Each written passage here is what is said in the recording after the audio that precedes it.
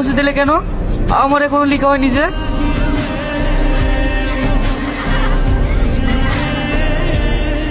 প্রতিদিন লেট করে আসলে এভাবে মুছে দেবো, পারলে লিখে নিও। কাজটা তুমি ঠিক করলে না। কোশ্চেনটা যদি টুকতে না পারি স্যার আমাকে বকবে না?